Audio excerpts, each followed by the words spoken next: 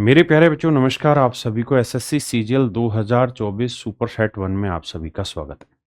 मेरे बच्चे देखिए, एसएससी सीजीएल 2024 जो है ना, वो 9 सितंबर से 26 सितंबर तक ही पेपर चला था। रोज ऑफिशियली 4 शिफ्ट होती थी, कई बार 3 शिफ्ट भी हुई, एक दिन छुट्टी भी रही। तो 9 सितंबर से 26 सितंबर के बीच में जितने भी एग्जाम हुए, लगभग आप मान के चलिए कि 18 दिन ये एग्जाम चला। मैं 15 दिन भी एग्जाम मान लूँ और डेली की 4 शिफ्ट मान लूँ तो टोटल हो गई लगभग 60 शिफ्ट है। और हर शिफ्ट में 25 क्वेश्चन के हिसाब से 1500 क्वेश्चन आ गए। देखिए, बिल्कुल भी वाजिब नहीं है कि आप 1500 सवालों को पढ़ें, क्योंकि 1500 सवालों को पढ़ने में बहुत टाइम खराब होगा। और सीजीएल 2024 का जो पेपर था वो वैसे भी प्रीलिम्स का बहुत आसान था। मतलब बहुत कम ही सवाल छटनी में आ पाए अच्छे सवाल, फिर भी मैंने कोशिश की। तो मैंने क्या किया कि 7 सेट बनाए, इन 1500 सवालों से मिला के 7 सेट बनाए। ये 7 सेट जो हैं, हर सेट में 25 क्वेश्चन हैं, तो 25 आते 175, तो कुल मिला के मैंने 175 क्वेश्चन लिए हैं। और मैं ये उम्मीद कर रहा हूं कि इन 175 क्वेश्चन के थ्रू आपके सारे कॉन्सेप्ट भी क्लियर हो जाएंगे। इन 175 क्वेश्चन के थ्रू आपका रिवीजन बहुत अच्छे से हो जाएगा। और ये 175 क्वेश्चन वो हैं जो आए आसान थे, तो उन्हीं आसानों में जो थोड़े से ठीक थे उन सवालों को मैंने पिक किया है। आप एक काम जरूर करिएगा कि मेरे बच्चे, हमारा एक ऐप है जिसको हम बोलते हैं टेस्टविल ऐप। आप टेस्टविल ऐप पर जाइए, और टेस्टविल ऐप पे जब आप जाएंगे, तो टेस्टविल ऐप पे जाके मेरे प्यारे बच्चों, आप हमारा एसएससी सीजीएल सुपर सेट के नाम से एक सीरीज देखेंगे, जहां आप ऑनलाइन टेस्ट दे सकते हैं। चाहे वो एसएससी सीजीएल 2025 में 7 सेट मैंने कराए सुपर सेट, मैं हर एग्जाम के 7 सेट करा रहा हूं जिनको सुपर सेट कह रहे हैं। मतलब उन सारे पेपरों से मिला के अच्छे सवाल पिक किए। चाहे अब मैं सीजीएल 2024 के सुपर सेट वहां ऑलरेडी अपलोड कर चुका हूं, चाहे मैं इसके अलावा एनटीपीसी के सुपर सेट बना रहा हूँ, ग्रुप डी के सुपर सेट बना रहा हूँ, तो ये सारी की सारी चीजें आपको वहां देखने को मिल जाएंगी और आपको सारा बढ़िया कंटेंट मिलेगा। और एक चीज और, आप सब इस बात को भी बहुत अच्छे से समझते हैं कि जब से सेक्शनल टाइम हुआ है ना, तो सेक्शनल टाइम जब भी होगा ना, तो एक ही चीज की जरूरत होगी। जब भी सेक्शनल टाइमर ओपन होगा तो मैथ के 25 क्वेश्चन आपको 15 मिनट में करने होंगे। तो 15 मिनट में करने के लिए दो ही चीजों की जरूरत है। सबसे पहली चीज, कीपिंग आर्ट। स्कीपिंग आर्ट, देखिए मेरे दोस्त, अगर मान लीजिए 25 के 25 क्वेश्चन में आसान ही बना दूं, तो उसमें आप स्कीपिंग आर्ट क्या ही सीख लेंगे। लेकिन मैंने क्या किया कि 60 सेट में उन्हीं से मैंने 7 सेट बनाए, 60 सेट से 7 सेट मैंने बनाए। तो इन 7 सेट में आप कह सकते हैं कि पेपर इजी टू मॉडरेट है, इजी टू मॉडरेट है, या यूं कह सकते हैं कि मॉडरेट लेवल के मैंने क्वेश्चन यहां रखे हुए हैं। और मैं खुल के कह रहा हूं कि यह बात संभव नहीं है कि अगर पेपर थोड़ा भी ठीक हो तो 15 मिनट में 25 क्वेश्चन किए जा सके। यह ठीक चीज नहीं है, नहीं हो सकता, मैं मानता हूं। लेकिन जैसे ही सेक्शनल टाइमर आएगा तो कट ऑफ नीचे जाएगी, और उस कट ऑफ में विजेता वो बनेगा जो 15 मिनट में सबसे ज्यादा एक्यूरेट क्वेश्चन कर देगा। ज्यादा सवाल करें और सही सवाल करें। अब बहुत सारे बच्चे क्या है कि एक ही सवाल में फंस जाते हैं, और वो सवाल उनको आता है लेकिन वो सवाल ले रहा है 1.5 मिनट सोल्व होने में। तो समझदारी ये है कि 1.5 मिनट में इस सवाल को छोड़ दें। आपको आता है उसके बावजूद भी छोड़ दें। मैं आपको बहुत सोच समझ के शब्द इस्तेमाल कर रहा हूं। अगर सवाल आता है और 1.5 मिनट ले रहा है, तब भी आप उस सवाल को छोड़ दें अगर कैलकुलेशन लग रही है, कुछ और लग रहा है। कितना जल्दी से हम किसी क्वेश्चन को छोड़ सकते हैं, ये स्कीपिंग आर्ट है जो बहुत जरूरी है। क्योंकि अगर आप 15 मिनट में 22 क्वेश्चन कर गए और 22 के 22 सवाल आपके ठीक है, तो भी आप विश्वास मानिए सबसे ज्यादा क्वेश्चन ठीक करके आ रहे होंगे, सबसे ज्यादा नंबर आपके आ रहे होंगे। तो इन सुपर सेट का अच्छा तरीका क्या है कि इनमें सारे सवाल मॉडरेट लेवल के हैं। इजी तो नहीं है, मतलब 4-5 सवाल इजी हैं, लेकिन 20 से एक सवाल मॉडरेट लेवल के हैं। तो मॉडरेट लेवल है तो आपकी स्पीकिंग ना स्कीपिंग की जो आर्ट है ना, वो अच्छे से डेवलप हो जाएगी। आप धीरे धीरे सीख पाएंगे कि सवाल को कैसे छोड़ा जाए। दूसरी चीज, हर कॉन्सेप्ट बार बार रिवाइज होगा। हर कॉन्सेप्ट बार बार रिवाइज होगा, बार बार रिवाइज होगा। क्योंकि मैं क्या कर रहा हूं, हर सवाल के साथ है ना उसका कॉन्सेप्ट भी एक्सप्लेन कर दे रहा हूं। तो उसका फायदा ये हो रहा है कि आप जब कॉन्सेप्ट को बार बार रिवाइज कर रहे हैं, कॉन्सेप्ट में कितने मिनट लगते हैं, मुश्किल से 20-25 सेकंड लगते हैं, सेकंडों की बात कर रहा हूं।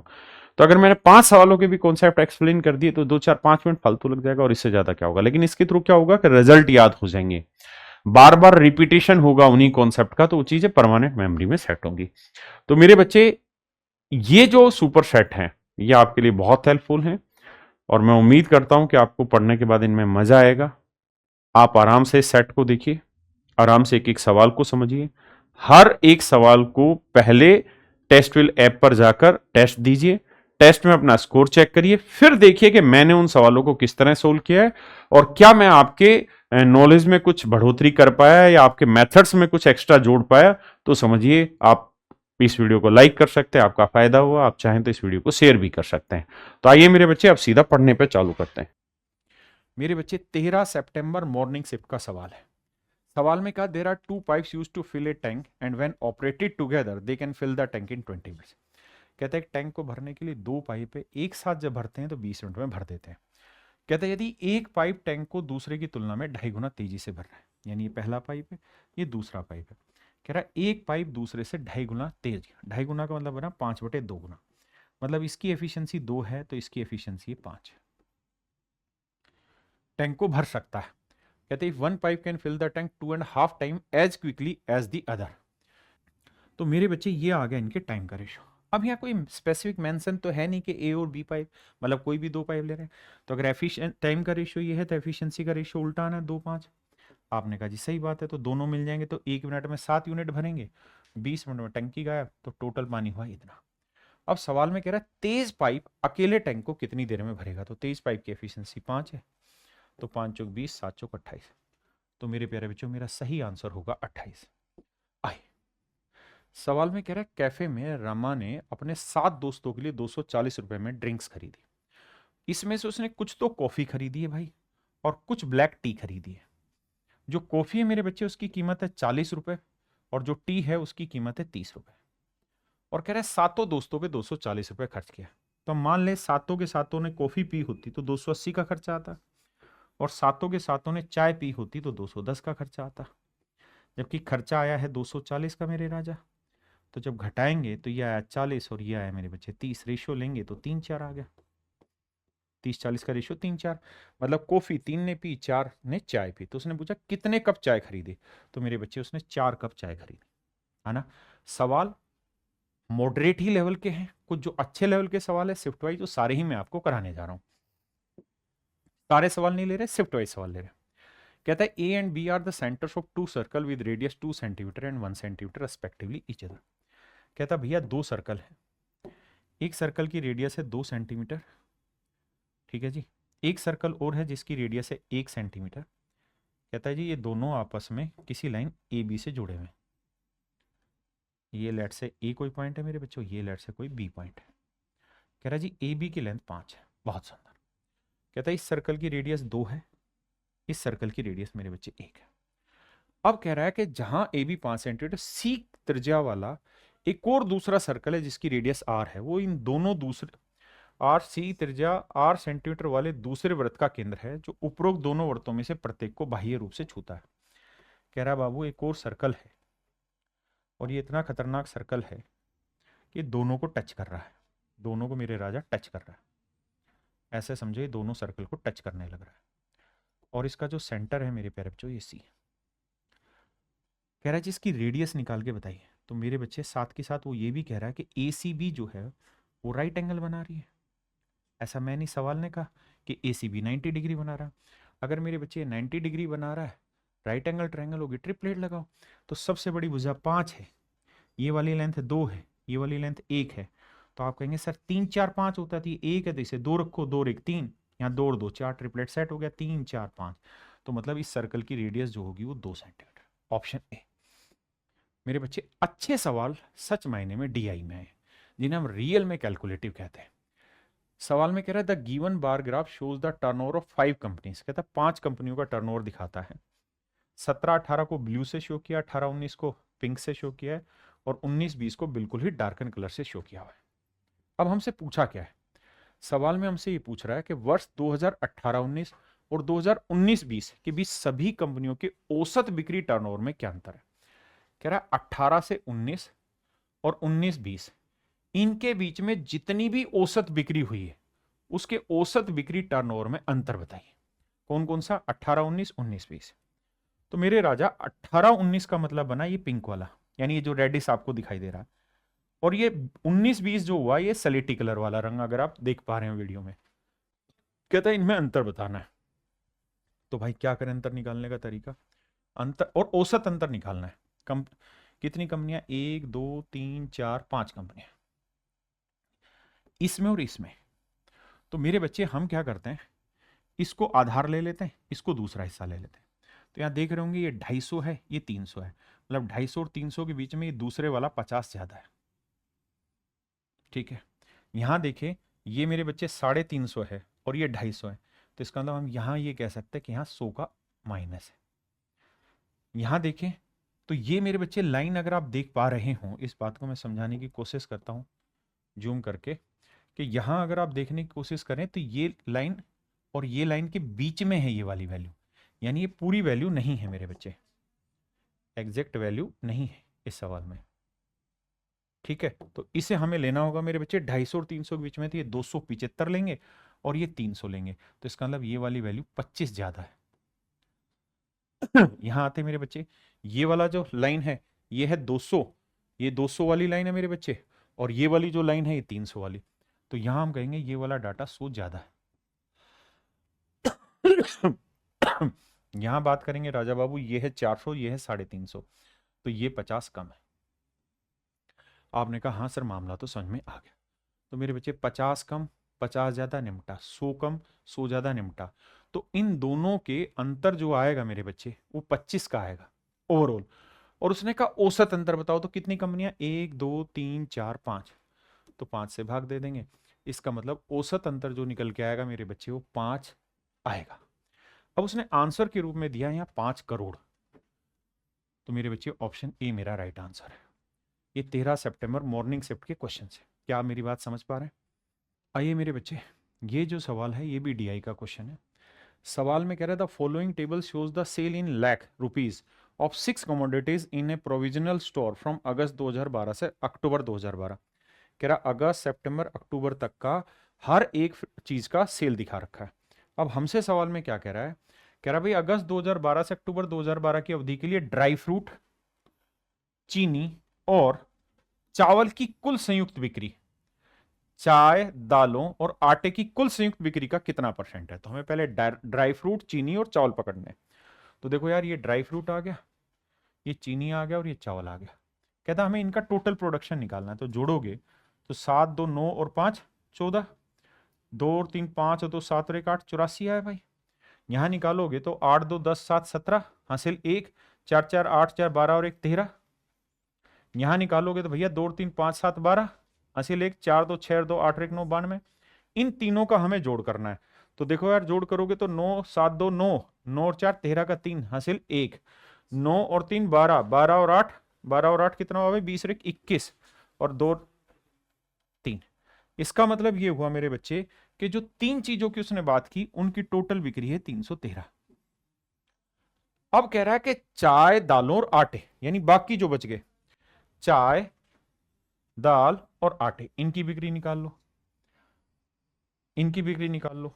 तो इनकी बिक्री जब निकालोगे तो ये देखो, जोड़ना ही तो है टोटल हमें कैसे भी करके। तो देखो यार, 15 45 60 हो गया है ना। जुगाड़ तो कैसे भी लगा सकते, नहीं तो सीधा सीधा जोड़ लेंगे। 5 4 9, फिर 2 और 1 3 3 6 69 आया। 5 4 9 और 2 11 हासिल 1, 4 1 5 3 8 और 4 12। और यहां देखेंगे 5 3 8 और 9 17 7 हासिल 1, 5 3 8 और 1 9 और 4 13 137। जोड़ेंगे तो 7 और 1 8 और 9 17 का 7 हासिल 1, 3 और 1 4 2 6 और 6 12 हासिल 1 3। तो ये आया मेरे बच्चे 327। तो सवाल ये कह रहा है कि भाई 327 का ये वाली वैल्यू कितना परसेंट है। तो हम देख रहे हैं सारे अप्रोक्सीमेशन में जाने लग रहे हैं। तो क्या करना चाहिए हमें? ये देखना चाहिए ये वाली वैल्यू से कितना कम है। तो आप कहेंगे लगभग 14 कम है, मैंने मान ली।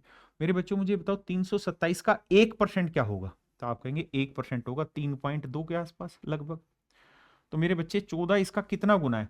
तो आप कहेंगे सर देखो, अगर हम यहाँ ध्यान से देखें 3.27 है ना, 3.25 मान लो, ताकि अच्छे से मेरी बात समझ पाए कि सर ये वाली जो वैल्यू है 3.27 है और ये 14 कम है, तो ये इसका लगभग लगभग 4 गुना तो है ही है, मतलब 4% तो वैल्यू कम है ही है। आपने कहा हाँ, यानी 4% अगर कम होगी तो उत्तर आएगा 96%। लेकिन ये आप देख रहे हैं कि 4 से थोड़ी सी ज्यादा है, तो मतलब उत्तर आएगा 95 पॉइंट समथिंग समथिंग, लेकिन आंसर 96 के नजदीक आएगा। 96 के नजदीक क्यों आएगा? क्योंकि 4 गुना कर रहे हैं मेरे बच्चे इसका, तो 14 के नजदीक बैठ गया। अगर मैं 5 गुना करूंगा तो 14 से काफी आप आगे चला जाएगा। इसका मतलब मेरा अप्रोक्सीमेशन में जो आंसर आएगा वो मेरे बच्चे आएगा 96%। उसने खुद ही कहा कि निकटतम पूर्ण संख्या में पूर्णांकित ज्ञात कीजिए, तो आंसर 96%। आइए बाबू, बहुत प्यारा सवाल है। कह रहे boat can travel 78 kilometre upstream and back in total of 32 hours. कहता है एक नाव 78 किलोमीटर धारा के विरुद्ध जाती और फिर वापसी आती 32 घंटे का समय लेती। यानी 78 किलोमीटर धारा के साथ गई और फिर विरुद्ध आई, या विरुद्ध गई और साथ आई। तो मेरे बच्चों सवाल में कह रहा है कि घंटे लिए हैं 32, ऐसा मैं नहीं, सवाल कह रहा है। अब आगे कह रहा है it can travel 15 kilometre upstream and 52 kilometre downstream. कहता है 15 किलोमीटर अपस्ट्रीम जाए और कितना था मेरे भाई, 52 किलोमीटर डाउनस्ट्रीम आए तो 9 घंटे लेती है। 52 किलोमीटर डाउनस्ट्रीम आए तो मेरे प्यारे बच्चों 9 घंटे का समय लगता है। ये कहानी थी सवाल की जो उसने कही, मैंने एज इट इज लिख के दिखाई। अब सवाल में वो ये कह रहा है कि शांत पानी में जो नाव है वो 12 घंटे में कितनी दूरी चलेगी, यानी 12 घंटे में कितनी दूरी चलेगी। तो भैया जो भी मेरी बोट की स्पीड होगी इनटू 12 कर दूंगा, ये मेरा आंसर आएगा। देखिए अगर मेरे पास समय नहीं और मैं महज तुक्केबाज आदमी हूं, तो मैं सबसे आसान तुक्का ये देखूंगा कि 12 का मल्टीपल देख लो कौन सा ऑप्शन है। मैं फिर से बता रहा हूं, समय नहीं है और तुक्केबाज टाइप के आदमी हूं तो 12 का मल्टीपल देखेंगे, ये नहीं है। 12×7 = 84, 12×8 = 96, ये है, ये नहीं है भाई, ना ये। तो मेरे बच्चे में 96 आंसर करके चला जाऊंगा। लेकिन बात वही कि समय ना हो। समय है तो आपको पता है कि बोट पॉइंटों में भी आ सकता है, बटे भी आ सकता है, और कट के 12 का मल्टीपल हो, ये जरूरी भी नहीं। तो फिर कैसे करें? तो ये कहानी तो थी मेरे बच्चे तुक्केबाजी वाली। लेकिन अब आते हैं सिस्टमेटिक। मेरे बच्चों अब यहां इतना समय नहीं होगा कि यहां आप एलिमिनेट करें इनको कटिंग पटिंग करके। यहां आपको क्या ढूंढना होता है, एक ही चीज, क्या आपको यहां पे 52 और 78 में कोई कॉमन नंबर ढूंढना होता है, बहुत बड़ा कॉमन नंबर जो दोनों को भाग दे रहा हो। 78 और 15 में कोई बड़ा कॉमन नंबर भाग दे रहा हो, तो आप कहेंगे सर 78 और 15 में जो भाग दे रहा है वो 3 आ रहा है, और 52 और 78 में जो भाग दे रहा है 13 आ रहा है। तो मेरे बच्चे तरीका यही है कि इसको 13 मान लो, तो 13 चौकू 52, और इसे 3 मान रहे हो तो 3×5 = 15, सेट हो रहा है, 5 और 4 9 आ गया। इसे 13 ले रहे हैं तो 13×6 = 78 आया। 3 से लेंगे मेरे बच्चे तो 3 से काटेंगे तो 26 आया, 26×6 = 32, सेट हो गया। तो मेरे बच्चे बोट प्लस वाटर की स्पीड 13 है, बोट प्लस वाटर की स्पीड 13 है, ये मैं समझा रहा हूं, आपको लिखना नहीं है। और बोट माइनस वाटर की स्पीड 3 है मेरे राजा। तो ये बताओ बोट की स्पीड क्या निकल के आएगी, दोनों का आधा, 13 3 16, 16 का आधा कितना है, 8 आया। आपने कहा जी हाँ। तो मेरे बाबू अगर बोट की स्पीड 8 आ गई तो कह रहा है कि इसी बोट पे बैठ के वो 12 घंटे जाना चाह रहा है, तो कितनी दूरी चल देगा, तो स्पीड इनटू टाइम। तो 12 8 है मेरे प्यारे बच्चों, मेरा राइट आंसर है 96। क्या मेरी बात समझ पाए? हाँ है ना? है बात पल्ले पड़ी कि नहीं? आइए मेरे बच्चे, देखिए बहुत प्यारा सवाल है। सवाल ने कहा कि प्रणव ने 6,23,305 रुपए उधार लिए 10% साधारण ब्याज की दर पे। 10% साधारण ब्याज की दर से उधार लिया। कहता है भाई उधार ली गई मूल राशि की वापसी के लिए 16,390 रुपए चुका देता है पहले साल के एंड में। पहले साल के एंड में इतने रुपए चुका देता है। यदि प्रणव दूसरे वर्ष के अंत में सभी लंबित बकाया राशि का भुगतान कर देता है, जिससे पहले वर्ष के दौरान अर्जित ब्याज भुगतान भी शामिल है, तो दूसरे वर्ष के अंत में से कितना पैसा देना चाहिए कि उसका कर्जा रद्द हो जाए, यानी खत्म हो जाए। तो मेरे बच्चे एक बात बताओ, जो मेरा समझदार बच्चा वो जानता है 6,23,305 रुपए को असलियत में तो वो 2 साल बाद चुका रहा है। तो ये बताओ 2 साल में इंटरेस्ट कितना बन जाएगा? भाई रेट ऑफ इंटरेस्ट कितना है, 10%, तो 1 साल का ब्याज कितना बना, तो 6,23,305 है ना, तो 6,23,305। तो 10% यहां लग जाएगा। तो यानी 1 साल का ब्याज इतना बन जाएगा। मैं कह रहा हूं कि 2 साल का ब्याज कितना बन जाएगा, तो 2 5 10, 3 भाई 2 5 10 ही क्या है, 2 3 6 आया मेरे बच्चे, 2 3 6 आया, 2 दूनी 4 आया, 2 6 12 आया। यानी अगर ऐसी सेटिंग होगी तो 1,24,661 रुपए उसे इंटरेस्ट के रूप में चुकाने होंगे। 2 साल बाद वो पैसा देने जाता तो 1,24,661 रुपए चुकाने होते। आपने कहा जी बात तो सही है, इसमें कोई दो राय नहीं है। यानी मेरे बच्चों अगर उसने 6,23,305 रुपए का कर्जा लिया है और वो पहले साल के आखिर में कुछ भी ना देता, तो उसे 1,24,661 रुपए ब्याज के रूप में चुकाने होते और इतना पैसा देता तो उसका कर्जा खत्म हो जाता। लेकिन गड़बड़ कहां हो गई? गड़बड़ यह हुई कि भाई वो पहले साल के आखिर में आया और पहले साल के आखिर में 16,390 रुपए देके चला गया। तब होगा क्या कि एक तो 16,390 रुपए देके चला गया, तो अगले महीने जो ब्याज, अगले साल जो ब्याज मिलेगा वो इस अमाउंट पे, प्रिंसिपल पे तो मिलेगा नहीं, 16,390 रुपए कम पे मिलेगा। तो मैं क्या कर रहा हूं कि इसका 10% निकाल देता हूं। तो इसका 10% निकालूंगा तो ये बनेगा 1,639 रुपए। तो एक तो ये पैसा उसको चुकाना है और एक ये जो इंटरेस्ट हमने ज्यादा जोड़ लिया यहां, तो कुल मिला के हमने इतना पैसा इसमें ज्यादा कर लिया। तो 9 9 3 12, 6 3 9 1 10, 6 1 7, यानी 17,029 रुपए हमने इसको ज्यादा दे दिया। अगर मैं ये 17,000 इसमें से घटा दूं तो मेरी सेटिंग सेट बैठ जाएगी। और अगर इसको एक्यूरेट लेके जाना है तो ये आएगा 17,029, 17,029। अब मेरे बच्चों एक बात ध्यान से देखना, भाई इन दोनों को जोड़ना और ये चीज घटानी है। तो 5 और 1 6, 6 में से 9 तो जाएगा नहीं, तो 16 में से 9 जाएगा, और 16 में से 9 जाएगा तो क्या आएगा? यूनिट डिजिट 7, और यूनिट डिजिट 7 केवल एक ही ऑप्शन में, बी में। मेरे बच्चों बहुत भयंकर सवाल बता रहे थे बच्चे, लेकिन ये सवाल अगर आप बेसिक क्लास को देखें, जो मैंने बेसिक क्लास में पढ़ाया उसको देखें, तो आपको पता चलेगा सेम ही सवाल करा रखा है। डाटा ऊपर नीचे होते हैं लेकिन सेम ही सवाल करा रखा है। हमने क्या किया भाई, 6,23,305 पे पूरे 2 साल का ब्याज जोड़ दिया, वो बन गया इतना। हाँ है ना? मैंने एक चीज नोटिस की कि पूरे के पूरे सवाल में यूनिट डिजिट का खेल हो रखा है, यूनिट डिजिट का खेल हो रखा है। अगर मैं स्टूडेंट हूं तो मैं ये सब कार्रवाई करूं ही ना, मैं तो एक बेसिक बेसिक बात पकड़ूं।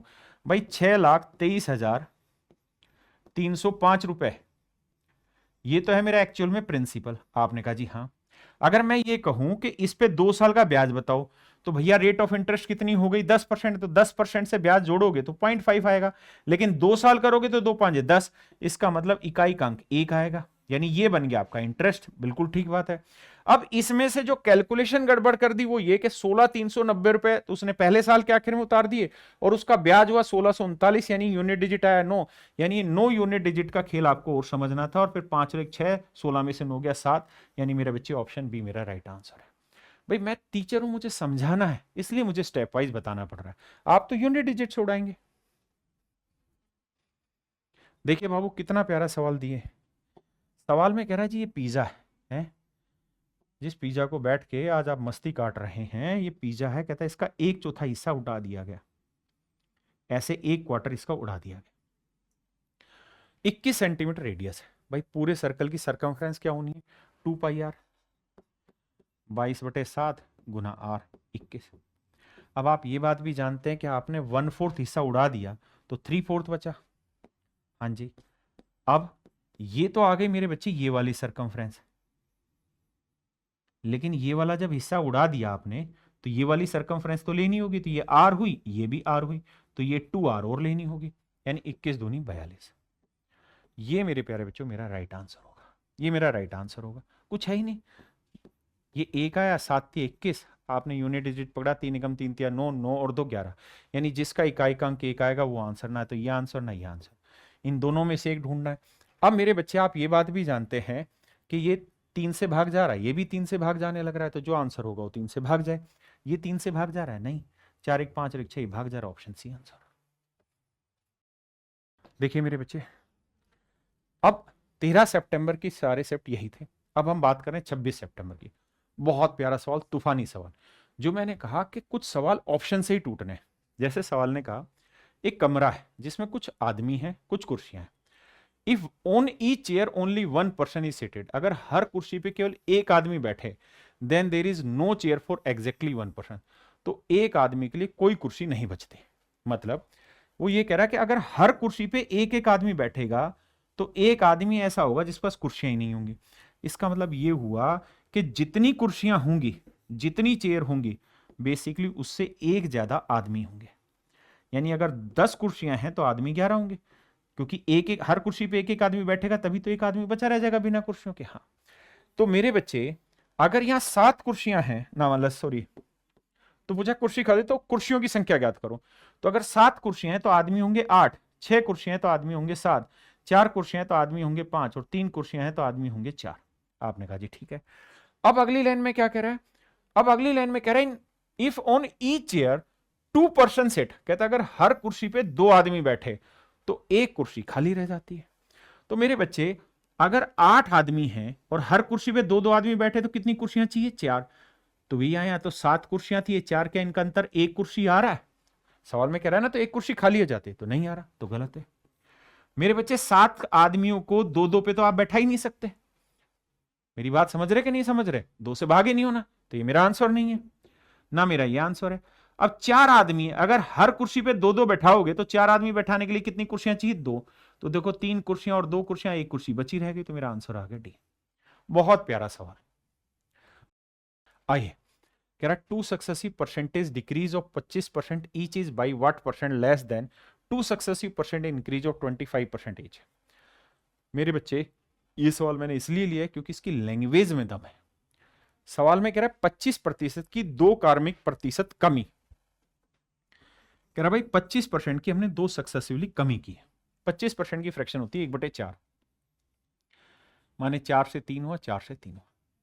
तो हम ये कह सकते हैं कोई चीज 16 से 9 रह गई। 16 से 9 रह गई तो कितने की कमी? 7 से। यानी पहले वाले में 7/16 की कमी हुई है। पहले वाले में जो डिक्रीज हुआ वो 7/16 का हुआ। और कह रहा है कि अगर इसी में 2 क्रमिक प्रतिशत वृद्धि से कितने प्रतिशत कम है? कहता अगर 25% के 2 सक्सेसिव इंक्रीज कर देते तो भैया फिर कहते 4 से कोई चीज 5, 4 से फिर कोई चीज 5 2 बार, तो 16 से 25। तो बाबू 16 से 25 कितने का इंक्रीज हुआ? 9 का। तो यहां इंक्रीज कितना हुआ? 9/16। तो मेरे बच्चे ये इंक्रीज हुआ और ये ओवरऑल डिक्रीज हुआ, दोनों में ही 16 आ गया, मजे की बात है। तो हमसे सवाल में एक पूछ रहा है कि जो कमी थी वो इस वृद्धि से कितना % कम है, यानी जो ये कमी है ये इस इंक्रीज से कितना % कम है। तो 9 से 7 कितना कम है? 2। तो हम कहेंगे जी 2 की कमी 9 पे, तो 100 पे कितना? 1/9। 11 से 1/9 तो 2/9 होगा, 22 से 2/9 यानी 22.22%। मेरे बच्चे ऑप्शन सी मेरा राइट आंसर है। देखिए मेरे बच्चे, given a linear equation in 2 variable, कहता है ये एक इक्वेशन दे रखी है 2 वेरिएबल की। Which of the following linear equation along with the given equation form a system of linear equation having no solution. कहता है किसके साथ ऐसी सेटिंग बैठेगी कि नो सॉल्यूशन। नो सॉल्यूशन में क्या होता है कि जो a1/a2 होता है वही b1/b2 होता है, बट c1/c2 नहीं होता। तो पहले वाले के साथ सेटिंग बैठाएंगे मेरे बच्चे, तो आप ये कहेंगे देखो 5 दूनी 10, 7 दूनी 14 और 8 दूनी 16, ये तो होगा नहीं। अब अगले पे आते हैं, 5 से 7, 7 से 5, रेशियो सेम नहीं है, ये बढ़ रहा है ये घट रहा है, तो ये भी नहीं हो सकता। इससे आगे आते हैं, 5 से 5 है, 7 से 7 है, और ये 8 दूनी 16, ये हो सकता है, और हमें यही चाहिए होता है। हमें यही तो चाहिए मेरे बच्चे अल्टीमेटली। क्या क्या चाहिए कि भाई a1/a2 वही हो जो b1/b2। तो देखो 1:1 है, लेकिन वही ना हो जो c1/c2। तो c1/c2 1/2 आ रहा है, वो 1:1 आ रहा है। तो इसका मतलब मेरे बच्चे ऑप्शन सी मेरा राइट आंसर है।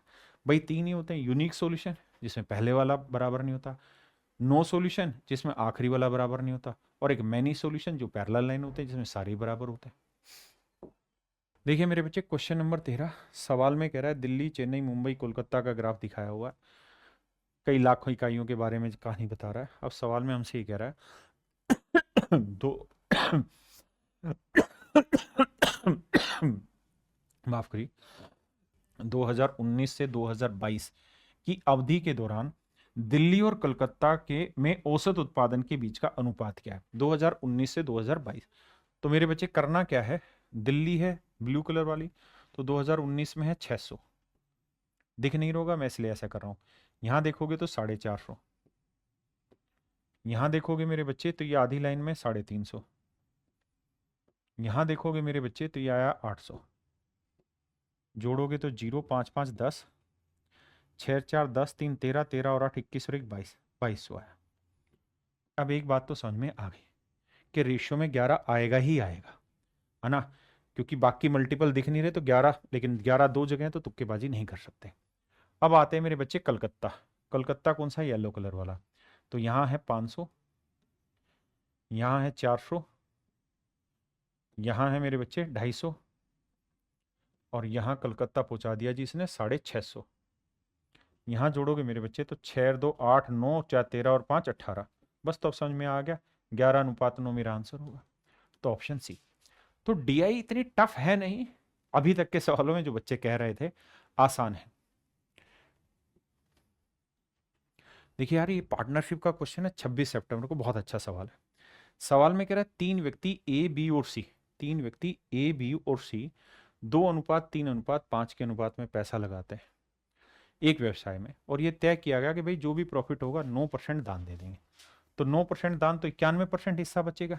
तो जो भी मेरी कैपिटल है 2,50,000, इसका 91% बटेगा। 91% का मतलब हुआ 7 गुना 13।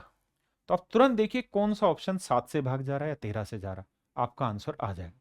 समझाऊं तो भाई 2,50,000 रुपए, आपने कहा जी ओके, 2,50,000 रुपए में 9% डोनेट कर दिया तो 91% बांटा गया। इतना पैसा बांटा जाएगा और उसमें कह रहा है सी का हिस्सा बताओ, तो सी का हिस्सा 5, 5 3 8 2 10, तो 5/10 है। आपने कहा मामला सेट है सर। अब अगर कैलकुलेशन देखोगे तो 3 जीरो से 3 जीरो गया सर, बिल्कुल ठीक है। अब 1 जीरो तो लास्ट में आएगी, यूनिट डिजिट पकड़े तो 5 एकम 5, 5 5 25, 5 आएगा, लेकिन वो सारों में दे रखा है। लेकिन एक चीज बड़ी यूनिक है जो आपको यहां से मिल सकती है, और वो ये कि सर 91 जो होता है वो 7 गुना 13 होता है। तो सर 5 के 25 के मल्टीपल तो सारे हैं, वहां से नहीं मिलेगी चीजें। हाँ, हम एक काम ये कर सकते हैं, 25 5 125 का मल्टीपल भी ढूंढ सकते हैं, और 125 होता है 5 की पावर 3, यानी आखिरी 3 अंक। क्या ये 3 अंक 125 से भाग होंगे? नहीं। ये होंगे जी? नहीं होंगे। क्या 750 भाग हो जाएगा जी? बिल्कुल हो जाएगा। क्या 650 भाग होगा जी? नहीं होगा। तो मेरे बच्चे ऑप्शन सी। अगर आप 125 भी नहीं पकड़ पा रहे हैं तो दूसरा तरीका ये कि 13 और 7 का मल्टीपल, 7 का मल्टीपल ढूंढ दो। 7 का मल्टीपल ऑप्शन सी ही आपको दिखाई देगा। देखिए मेरे बच्चे, यहां सवाल में कह रहा है कि भाई 3 एसिड ए बी और सी की सांद्रता ऐसी है, यानी उनमें कंसेंट्रेशन ऐसा है ए बी सी में, कि इसमें अगर 20% एसिड है तो इसमें बाबू 30% एसिड है, तो इसमें मेरे बच्चे 40% एसिड है। और सवाल में हमें ये कह रहा है कि इन्हें मिलाना है हमें किस अनुपात में? 3:5:A में। और उद्देश्य क्या है? उद्देश्य ये है कि जब हम इन्हें मिलाएं तो सभी का मिश्रण 30% का बन जाए, यानी जो कंसंट्रेशन बने कंप्लीट मिक्सचर की वो 30% बने। तो मेरे बच्चे, अगर मुझे 30% बनाना है पूरे मिश्रण की कंसंट्रेशन, तो ये तो ऑलरेडी 30% है, ये तो 30% वेटेड एवरेज की तरह तो है ही, तो ये तो ऑलरेडी 30% है, इसकी तो जरूरत ही नहीं है। हमें असलियत में इन दोनों की सेटिंग कुछ ऐसी करनी कि 30% बने। तो बाबू 40 में 30 गया 10, 30 में 20 गया 10। इसका मतलब जितनी मात्रा यहां से लोगे ना उतनी ही मात्रा यहां से लोगे। यहां से 3 यूनिट मात्रा लिए तो यहां से भी 3 ही यूनिट मात्रा लेनी होगी। तो कह रहा है ए का मान ज्ञात करिए। तो मेरे बच्चे ए का मान यहाँ कुछ और नहीं 3 होगा। आइए, कह रहा है कौन सी वार्षिक किस्त 6% प्रति वर्ष साधारण ब्याज पर 4 वर्षों में दे है। तो मेरे बच्चे एनुअल इंस्टॉलमेंट निकालनी है, 26,160 रुपए, ड्यू डेप्ट गुना 100, बटे में मेरे बच्चे लिखना है क्या? 100 इंटू टाइम, टाइम 4 है तो 400, प्लस रेट कितना है जी 6, टाइम कितना है 4, 4 में 1 गया 3 बटे 2। सोल्व करेंगे मेरे राजा बाबू, 2 दूनी 4, 2 तिया 6, 6 6 36, 436 है, भाग दे देंगे हमारा आंसर। देखिए अगर मैं इसे लगभग देखूं तो 4 छिक्के 24, यानी 6 से ज्यादा दिख रहा है, 6 छिंग 36, 36 18, तो 6 से गया, तो मतलब 6 के बाद 3 जीरो और, यानी 6,000 मेरा आंसर आ गया। तो ये आया हमारे मेरे बच्चे सिंपल इंटरेस्ट पे इंस्टॉलमेंट। अब आते हैं आगे। सवाल में पूछ रहा है भैया, एक रेफ्रिजरेटर की खरीद पे 4 डिस्काउंट है, तो सेलिंग प्राइस सबसे कम किस में होगा? तो सेलिंग प्राइस सबसे कम उसमें होगा जिसमें डिस्काउंट ज्यादा होगा। यहाँ तो मात्र 2 ही डिस्काउंट है, 10 और 8 18, यानी 18 से भी कम का डिस्काउंट है। यहाँ 12 और 10 22, यानी 22 से भी कम बनेगा क्योंकि सक्सेसिव लगेगा। यहाँ 12 और 12 24, इसको कैलकुलेट करें, 12 12 24, 12 12 144, यानी लगभग लगभग 22% से ज्यादा का डिस्काउंट बनेगा। यहाँ 20% है, तो मेरे बच्चे सबसे ज्यादा डिस्काउंट थर्ड वाले पे बना, तो मेरा आंसर आ गया थर्ड, यानी ऑप्शन डी। हाँ है ना, समझे कि नहीं? देखिए यार, 23 सितंबर मॉर्निंग शिफ्ट का पेपर है, का सवाल है। कहता है आर का लक्ष्य परीक्षाओं में 85% अंक प्राप्त करना। कह रहा है भाई लड़के का टारगेट है 85% नंबर लाने, लेकिन वो 450 ही नंबर ला पाया और इस वजह से लक्ष्य से 35% छूट गया। मतलब 35% कम नंबर आए, यानी कितने नंबर आए भाई? 50% ही नंबर आ पाए। 35% की कसर रह रखी, उम्मीद थी 85 की, 50 ही ला पाया। तो कह रहा है लक्ष्य को पूरा करने के लिए उसके प्राप्त अंकों में, तो कह रहा है लक्ष्य को प्राप्त करने के लिए उसके प्राप्त अंकों में कितने प्रतिशत, किसकी प्रतिशत की वृद्धि चाहिए? तो भैया 50% आए हुए हैं, 85 लाने, कितना परसेंट बढ़ाना होगा? 35। तो 50 पे अगर 35 बढ़ाओगे तो 100 पे कितना बढ़ाओगे? 70। भाई 50 पे 35 इंक्रीज तो 100 पे 70, तो मेरे बच्चे 70% का इंक्रीज आपको यहां नंबरों में करना पड़ेगा उसके। यहां क्या करना है? ट्रिग्नोमेट्री फंक्शन है, थीटा की जगह टी लिखा हुआ है और यू लिखा हुआ है। कह रहा है X square Y square Z square का मान बताओ। तो देखो एक आसान तरीका क्या है कि हम थीटा यानी टी का मान 0 रख लेते हैं। अगर 0 रखेंगे तो कोस 0 1, तो एक्स का मान आ रहा है। यहाँ साइन 0 0, तो ये कहानी खत्म। यहाँ साइन 0 0, तो ये कहानी खत्म, यानी वाई और जेड दोनों ही 0 आएंगे। बचा एक्स स्क्र, तो एक्स स्क्र करेंगे तो यहाँ आर स्क्र आ जाएगा। तो मेरे प्यारे बच्चों आंख बंद करके मेरा आंसर आ जाएगा ऑप्शन बी। आप मेरी बात समझे कि नहीं समझे? आइए देखिए भाई, सवाल में कह रहा है अमन के पास 20 रुपए और 10 रुपए मूल्य के कुछ निश्चित नोट है जिनसे कुल राशि 390 रुपए बन रही है।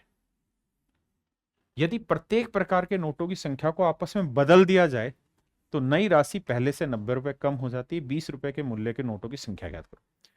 देखो डिटेल मत करो, ऑप्शन से जाओ।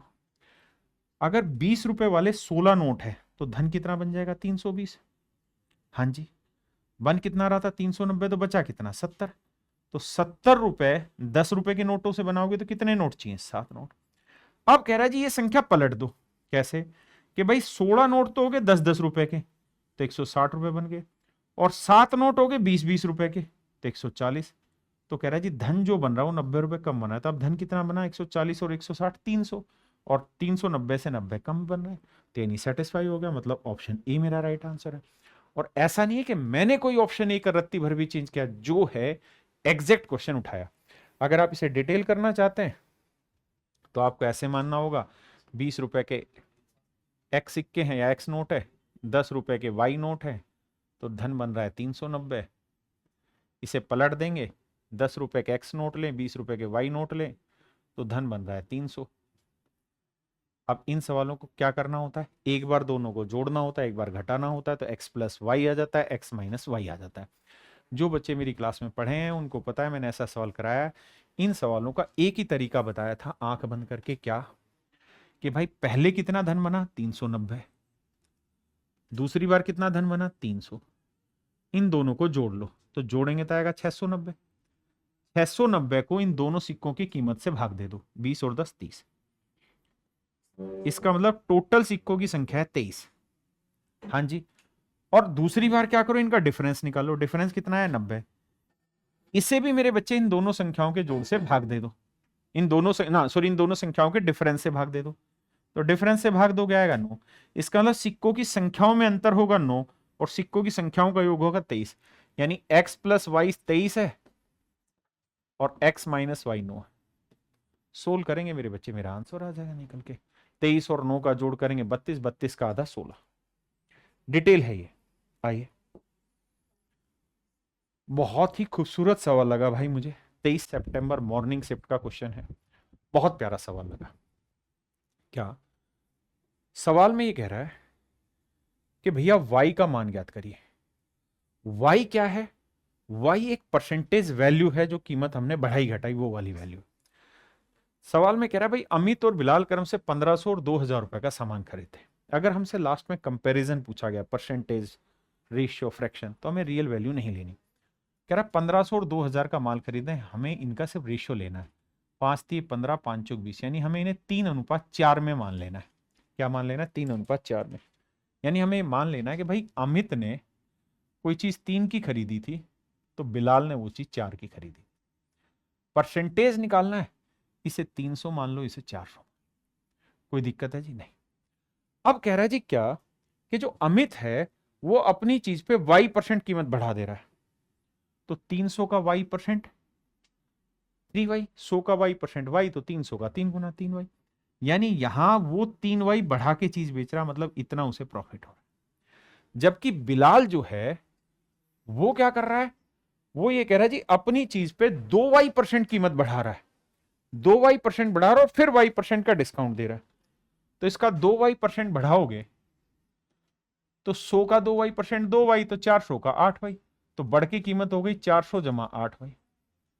और अब कह रहा है जी जो बढ़ी हुई कीमत है इस पे y% का डिस्काउंट दे रहा है।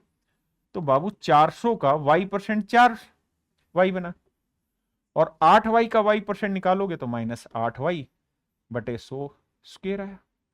8y गुना y स्क्वायर, y बटे 100। आपने कहा जी ठीक है।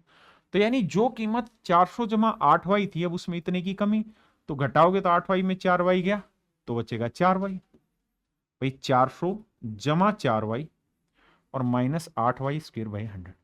यानी एक्चुअल में अब इस आर्टिकल की कीमत इतनी रहेगी। तो पहले 400 थी, अब रह गई इतनी। तो कितना प्रॉफिट कमा लिया सर? तो 4y माइनस 8y स्क्वायर बटे 100।